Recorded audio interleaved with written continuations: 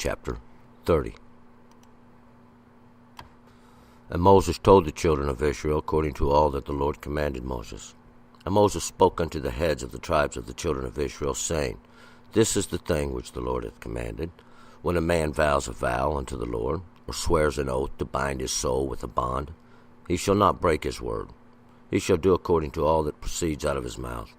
Also, when a woman vows a vow unto the Lord, and binds herself by a bond, being in her father's house, in her youth, and her father hears her vow, or bond, wherewith she hath bound her soul, and her father holds his peace at her, then all her vows shall stand, and every bond wherewith she hath bound her soul shall stand.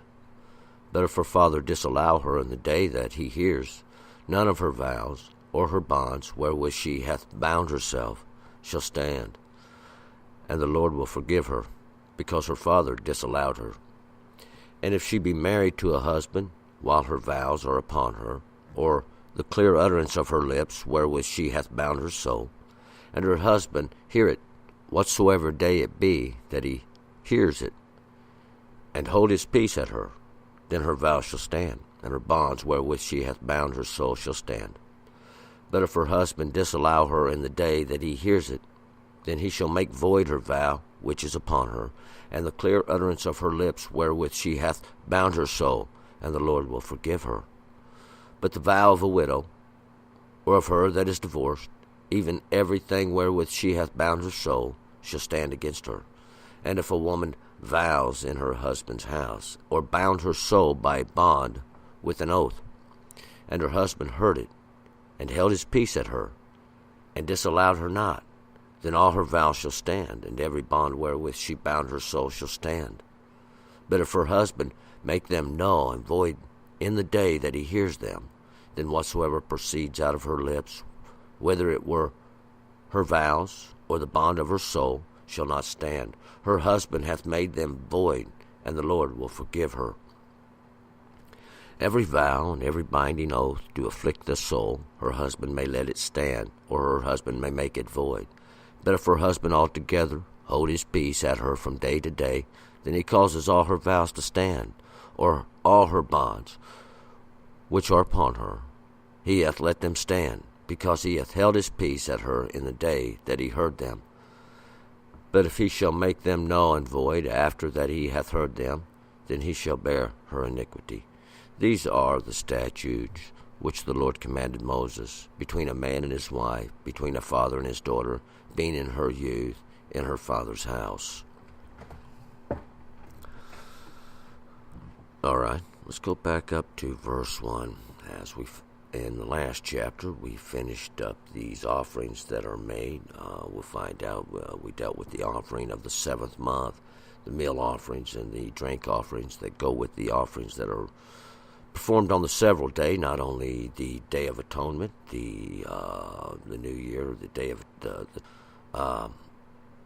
blowing of the horn. We'll find out, but as well as the festival of the Sukkah, or the Sukkot, the festival of booths. It would be a 7-day festival, and the offerings for each day were given for it.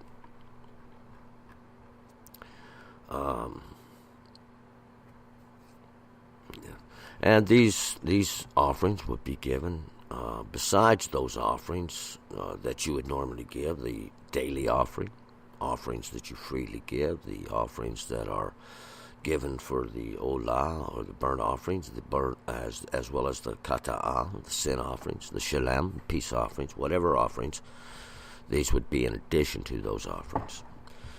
As we pick it up here in verse 1, we'll find out we are actually ending the last chapter. If you have a King James Version, it would be the verse 2 of these scripts. So you can either go back to the last verse of the chapter 29, or you can pause till we catch you in verse 2. Verse 1, And Moses told the children of Israel according to all that the Lord commanded Moses. And Moses, being the one drawn out, told the children of Israel, that's everybody, all those that contend with the mighty one, these ones that face adversity of the Lord and adversity of men as well as to contend And this is according to the Lord, according to Hashem, as he commanded, the one that was drawn out too. And Moses spoke unto the heads of the tribes of the children of Israel, saying, this is the thing which the Lord has commanded. So Moses speaks to the heads of the tribes of the children of Israel. Not to the children, but to the heads. These are the chiefs. These are the ones that represent the instruction or the place of guidance, you might say. To the leaders of the children of Israel. And this is the thing which the Lord hath commanded. Now, this is what the Lord has said. It's not only that just what he said, it's commandment, as we'll find out, to do the right thing. 3, when a man vows a vow unto the Lord, or swears an oath to bind his soul with a bond, he shall not break his word. He shall do according to all that proceeds out of his mouth. Now, when a man is somebody that's going to take responsibility for himself, this is going to be the masculine, when he vows a vow unto the Lord, or he says he's going to do something, we'll find out, or he swears an oath, makes a promise to himself to bind his soul with a bond, to restrain himself from maybe doing that which was wrong, or doing that which was habitual in a sense, an offender. But he swears an oath to bind his soul, to restrain himself, or he vows a vow, makes a promise he's going to do something. He shall not break his word.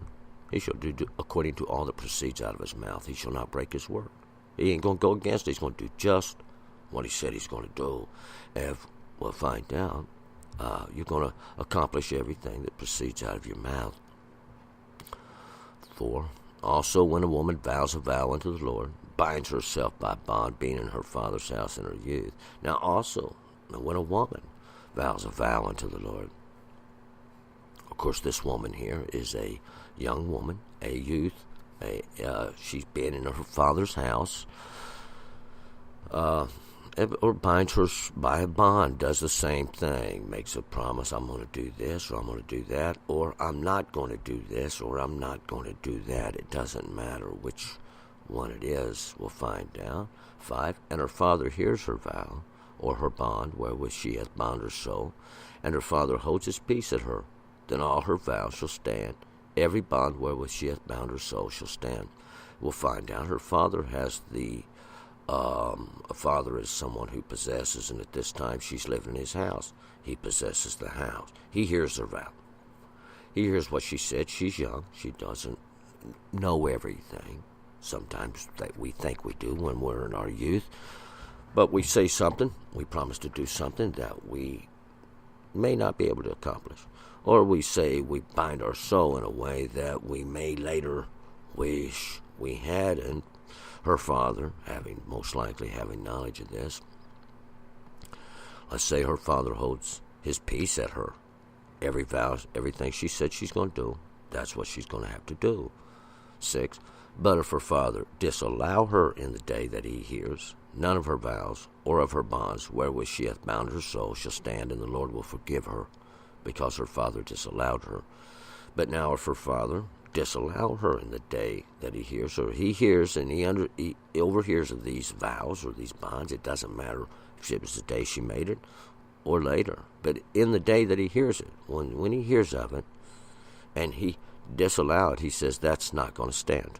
He has the right to do that. He is the one who possesses even that right to do that. There, the Lord gives it to him.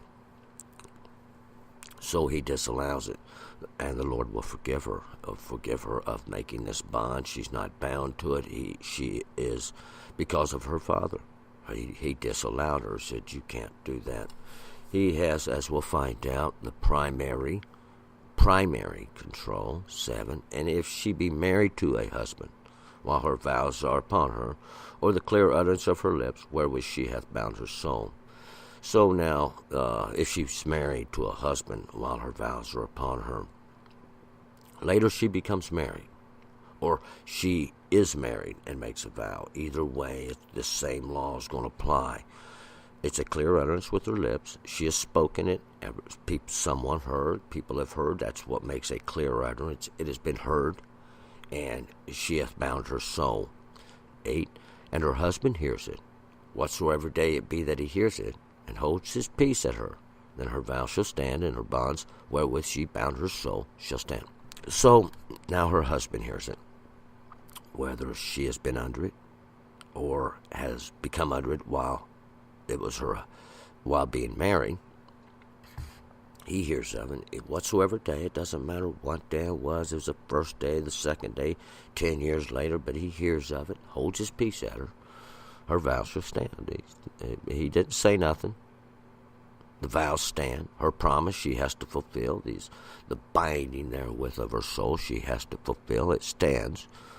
We'll find out. And this is a general. This is in general. It doesn't matter what it is. We find out sometimes you may want out of an agreement. You will find out the husband is the tender. This one, and that is the one who's going to take care of or watch over. He has a responsibility of this. 9. But if her husband disallow her in the day that he hears it, then he shall make her void her vow which is upon her, and the clear utterance of her lips wherewith she hath bound her soul, the Lord will forgive her. But now, in the day that he hears it, he disallows it. The husband being the tender, having that right of possession now, to take care of that feminine, even that understanding. When he hears it, he shall make void her vow which is upon her. He can change that. He makes it void, the clear utterance of her lips, because in some situations this may be necessary. Not in every situation. Not in every situation would you make void. Some things may be in agreement. So they say, yes, this is a good thing. Wherewith she hath bound her soul, these things she's promised to do, these things that she says she wouldn't do, the Lord will forgive her. The Lord will forgive her to let go, release from, in a sense, Hashem being the one who holds that. Of course, that's the vow was made to Hashem. 10. But the vow of a widow, or of her that is divorced, everything wherewith she hath bound her soul shall stand against her. But now the vow of a widow. Widow is someone that doesn't have a tender. She has lost the one who tends over her. Like a vine being untended, this understanding that goes forth without a tender. Or her that is divorced, this one who has been separated, to be put away in a sense for some other thing. Everything where she has bound her soul shall stand against her. Every promise we find, every word of her mouth is going to be, she stands on her own by every word she says. 11. If a woman vowed in her husband's house a bond, her soul, or bound her soul by a bond with an oath. Now, if a woman vowed in her husband's house, this is as I was saying before, even if she does this while she's married, she could have done it before she was married. That was what the last one covered. But this is while she is married, espoused, this woman being from a man, her husband's house. That's the tender's house. It's the abode, or under that roof of, or the understanding and instruction of. That's kind of like a protective covering. It's bound her soul by a bond with an oath. She's made a promise. Bound to bind a soul is to restrict the soul from doing something, no matter what it is. It could be anything. 12. And her husband heard it, and held his peace at her, and disallowed her not, that all her vows shall stand, and every bond wherewith she bound her soul shall stand. In the same situation, her husband hears it. He doesn't say nothing. Maybe he thinks it's a good thing. All her vows shall stand. Everything you promised, every binding you made, shall stand. It's going to be made good, as we'll find out. To agree, there's an agreement there. Those that share a house have to be in agreement. 13. But if her husband make them null, void in the day that he hears them, then whatsoever proceeds out of her lips, whether it were her vows or the bond of her soul, shall not stand. Her husband hath made them void, and the Lord will forgive them. And it's the same situation. The husband makes it null. He says, no, we're not going to have that. He has a different plan, or because his guidance is there. That's the purpose. He has that ability. He's the tender. Whatsoever proceeds out of her lips, whether it was her vow or the bond of her soul, shall not stand. She's released. As we'll find out, her husband has made them void. No account. You don't have to do that. The Lord will forgive her. As we'll find out, release her from that obligation. The word makes an obligation. As we'll find out, the Lord is good to do what he says. And he expects the same from you, to do what you said you was going to do. 14, every vow, every binding oath to afflict the soul, her husband may let it stand, or her husband may make it void.